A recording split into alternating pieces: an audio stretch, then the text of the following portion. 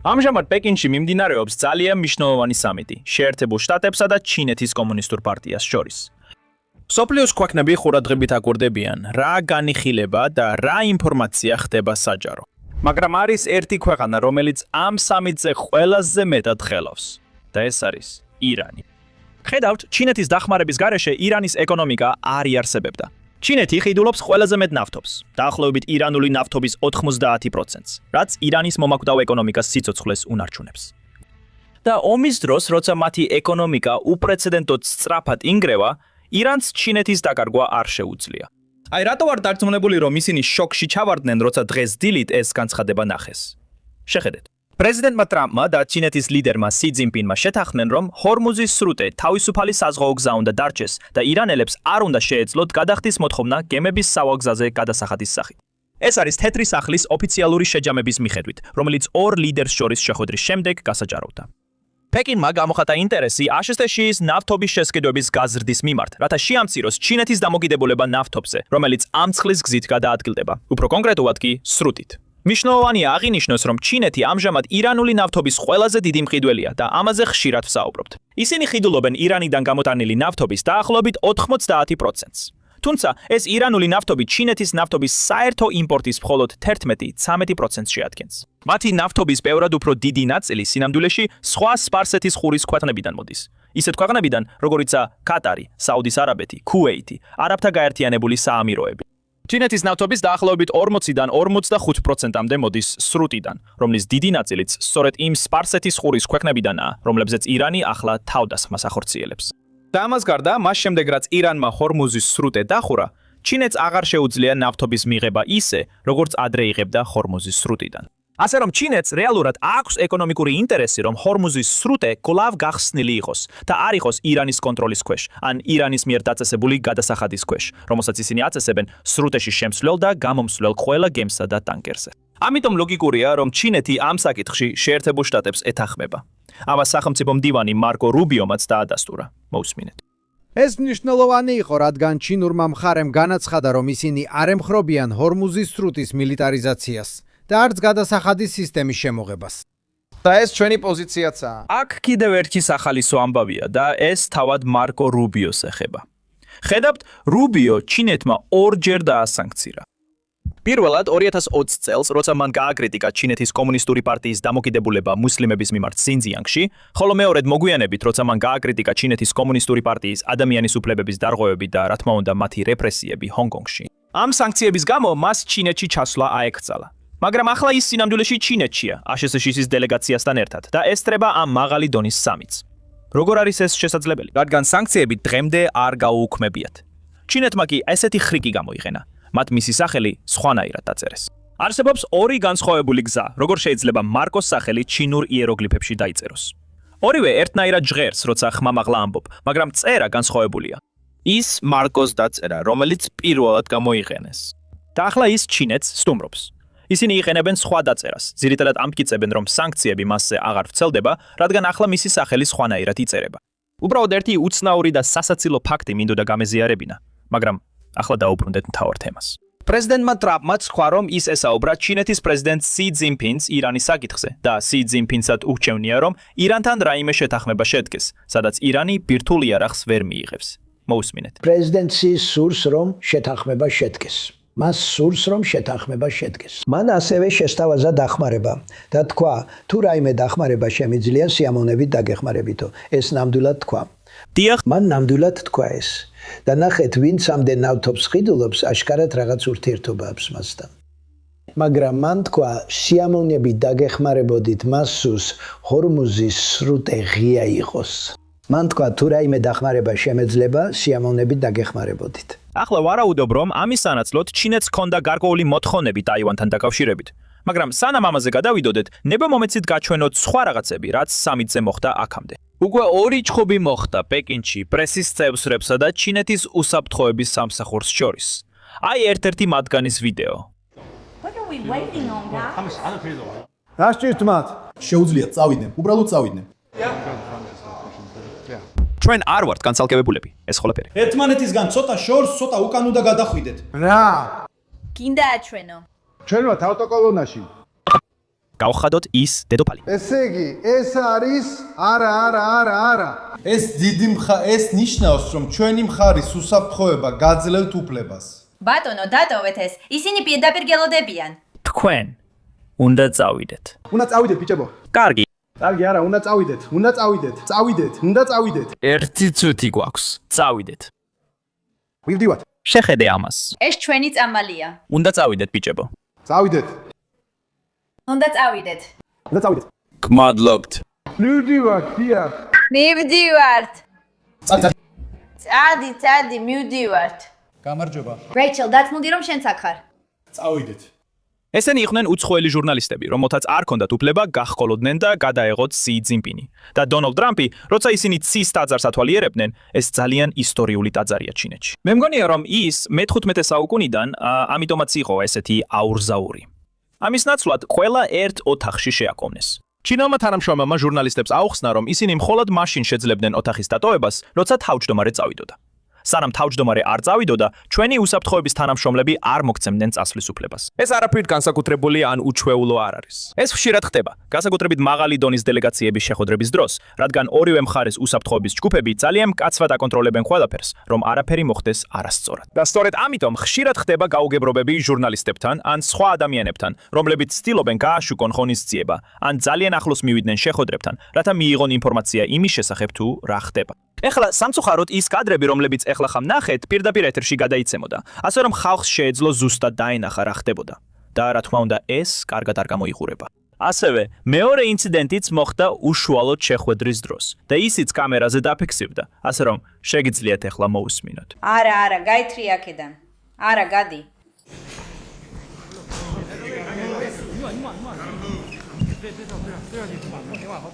ვთხოვთ გაიკეთოთ ყურსასმენი სინქრონული თარგმანისთვის. მადლობა.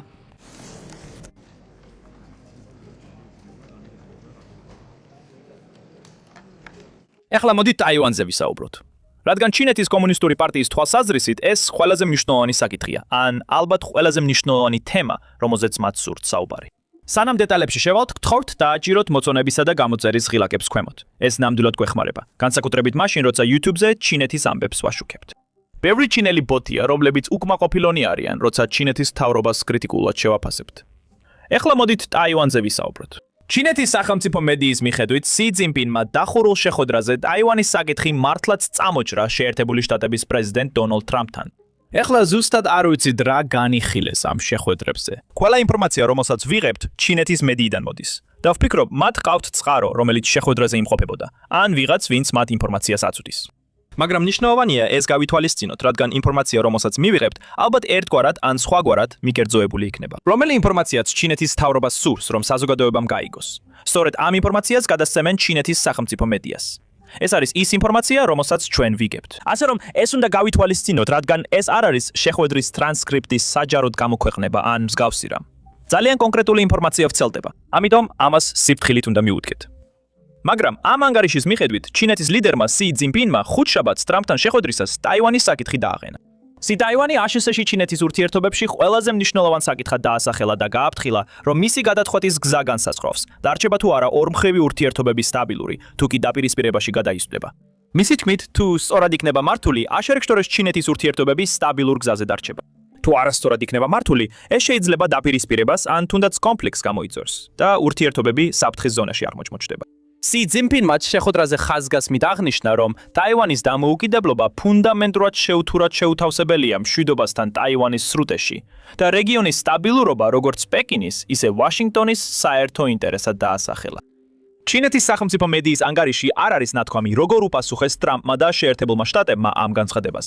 მოხსენებაში მხოლოდ ისაა აღნიშნული, რაც თავად სი ძინპინმა თქვა. ამერიკის მხრიდან არ ყოფილა საჯარო კომენტარები, ოფიციალური განცხადებები ტაივანის საკითხთან დაკავშირებით, თუ რა განიხილეს, რას დათანხმდა აშშ-შუ, ან რა გამორიცხა აშშ-შუ, რაც ნიშნავს, რომ ინფორმაცია არ გვაქვს. ახლა კი იყო რამდენიმე საინტერესო მომენტი. პირველი საინტერესო მომენტი იყო მაშინ, როცა პრეზიდენტი ტრამპი ჩინეთის პრეზიდენტ სი ძინპინთან ერთად ტაძრის გარეთ იდგა და ჟურნალისტებმა კითხობის ხვირილი დაიწყეს. მან ოპასუხა რამდენიმე კითხვას, რომელსაც ჟურნალისტები ყვიროდნენ, მაგრამ ტაივანთან დაკავშირებულ ყველა კითხვას სრულიად უგულებელყო. უბრალოდ შეხედეთ ამ ჩანაწერს, ძალიან მოკლეა. ბატონო, როგორ საუბრობთ? შესანიშნავია. ეს საკითხი განიხილეთ. შესანიშნავი ადგილია. დაუჯერებელია. ჩინეთი მშვენიერია. ამბობენო თქვენ კარგები ხართ. პრეზიდენტთან ტაივანზე ისაუბრეთ.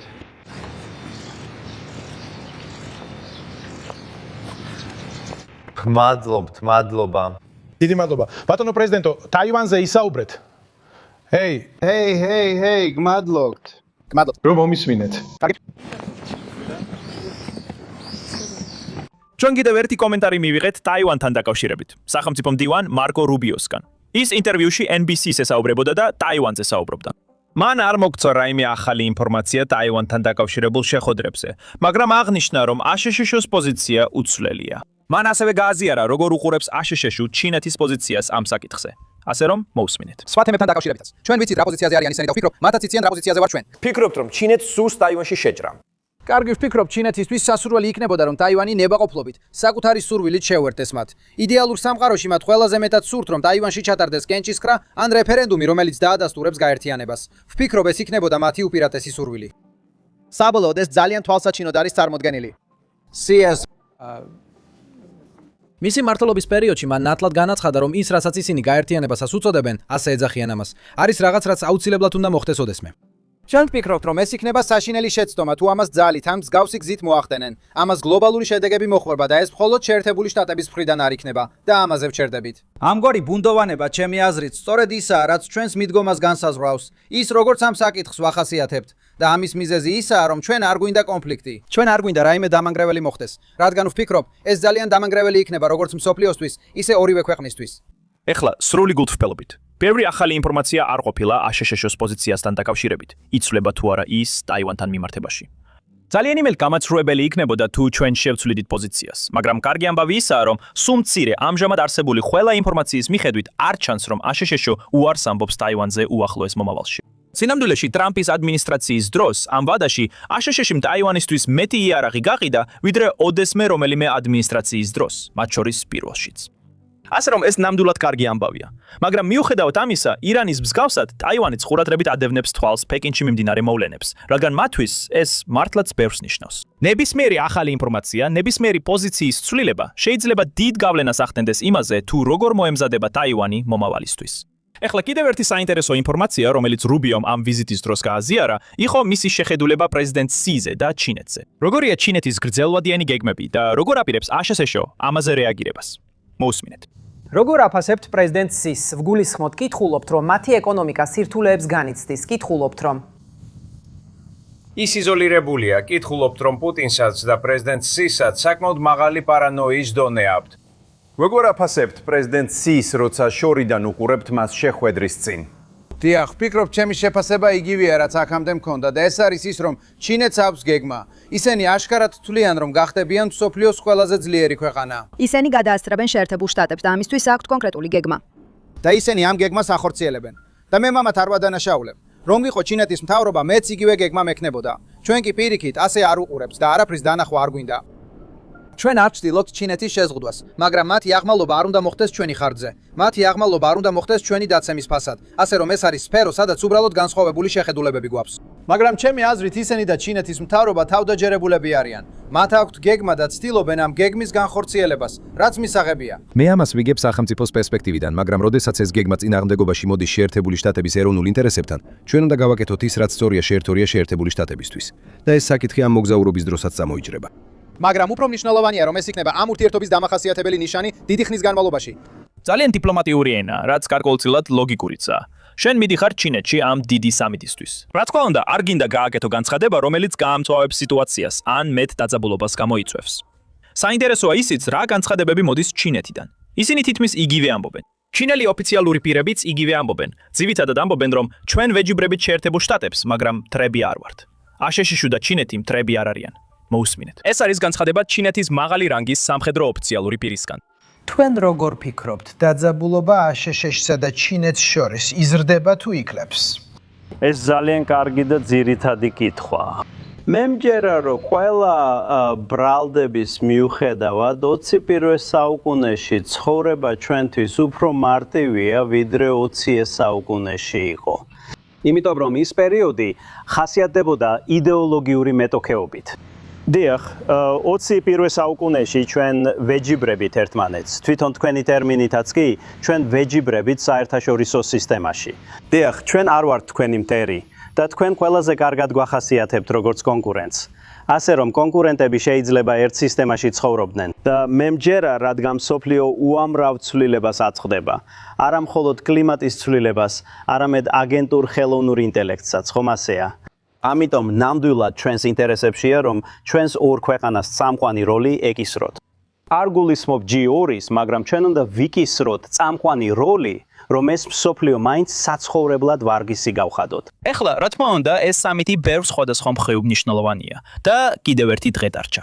ასე რომ, განახლებებს მოგაცვით. მაგრამ ამ მომენტისთვის ყველაზე მნიშვნელოვანი, რაზეც ყურადღება უნდა გავამახვილოთ, ეს არის. გაეროს რეზოლუცია, რომელსაც შეერთებული შტატები და ბარეინი თანასპონსორობენ და რომელიც საერთაშორისო მხარდაჭერას მოითხოვს სრუტის გახსნისთვის. 112-მა ქვეყანამ ამ რეზოლუციას თანასპონსორობა გაუწია. მოსალოდნელია, რომ კენჭის ხაზზე დადგება ამ კვირის ბოლოს, ან შესაძლოა მომავალ კვირაში. ზუსტად არ ვიცით. მაგრამ გაერო შედგება 193 ქვეყნისგან და უკვე 112 ქვეყანა ეთანხმება ამ რეზოლუციას, რომ ჰორმუზის სრუტე ნებისმიერ შესაძლო გზით გაიხსნას. ორი ქვეყანა, რომელთაც ყურადღება უნდა მივაქციოთ, რა თქმა უნდა, რუსეთი და ჩინეთია. ჩემი აზრით, რუსეთი ალბათ ვეტოს დაადებს, ან წინააღმდეგ მისცემს ხმას. საუკეთესო შემთხვევაში, რუსეთი შეიძლება თავი შეიკავოს, მაგრამ ესეც კი ნაკლებად სავარაუდოა. ჯერ კიდევ უნდა ვნახოთ, როგორ გამოეხმაურება ჩინეთი ამ რეზოლუციას. ჩინეთიდან გაკეთებული განცხადებები, რომ ისინი ჰორმუზის სრუტეს ითხოვენ, რა თქმა უნდა, სრულიად უმნიშვნელო არ არის, მაგრამ ძალიან მცირე მნიშვნელობა აქვს. მაგრამ თუ ჩინეთი თავის ხმას გამოიყენებს გაეროში ამ რეზოლუციის მხარდასაჭერად კენჭისყრის დროს, ეს ბევრად უფრო მეტს ნიშნავს, ვიდრე ყველაფერი, რაც ჩინეთს შეუძლია თქვას. ეს ასევე გზავნილს უგზავნის ირანს, რომ მათ უნდა დაიწყონ მოლაპარაკება მშვიდობაზე, რადგან მათი ტერორიზმი ბევრ ქვეყანას აბრაზებს მათ თავრობაზე. და ეს არის ის, რაც თავად მარკო რუბიომ საჯაროდ თქვა გუშინ, როცა აღნიშნა. თუ ჩინეთს ნამდვილად უნდა დაგმოს ის, რასაც ირანი ჰორმუზის სრუტეში აკეთებს, ამის შესაძლებლობა ექნება. როდესაც ეს რეზოლუცია გაეროს კენჭისყრაზე გავა, ჩინეთს შეუძლია გამოიყენოს ეს შესაძლებლობა და მხარი დაუჭიროს ამ რეზოლუციას. მოусმინეთ. ჩვენ მივმართეთ ჩინელებს ამ საკითხზე და იმედი მაქვს ეს მათთვის დამაჯერებელია.